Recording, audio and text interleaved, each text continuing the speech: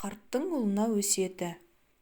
Бір бай өлер уақытында ұлын шақырып алып: «Ұлым, мен өлген соң жұма сайын қыз алып, қала сайын үй сал, ас жесең бал же», деп өсиет айтыпты.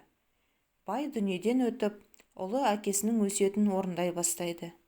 Жұма сайын қыз алып, қала сайын үй салады. Ас ішсе бал жеп ақшасын бітіреді. Сөйтіп жігіт жарлы болады.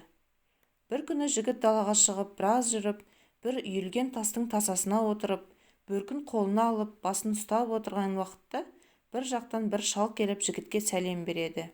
Жігіт сәлемін алған соң, ол адам жанына отырады да жігітке: «Неғып отырсың?» дейді. Жігіт: «Жай отырмын», деп жауап береді. Шал: «Шыныңды айт», деп қыса бастайды. Жігіт ешнәрсе айтпайды. Шал: «Сырыңды жасырма, мен саған жақсылық көрсетемін», дейді.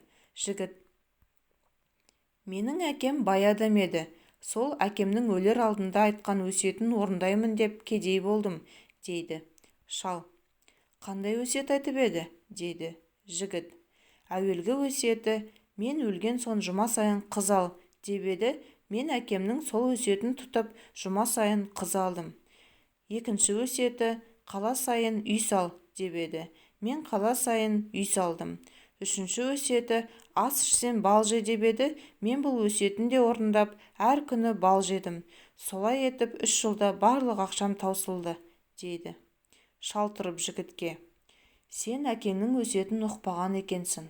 Өйткені әкеңнің жұма сайын қыз ал дегені әйеліңмен сыйлас бол, қадіріңді кетірме. Сонда ғұмыр бойы тату-тәтті өмір сүресің, дегені.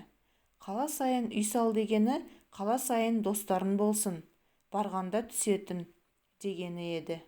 Ас ішсең бал же, дегені еңбек істеп ас ішсең балдан тәтті болады, дегені еді», деп қарт өз жөніне кетіпті. Жігіт әкесінің терең мағыналы өсиетін сонда ғана түсініпті.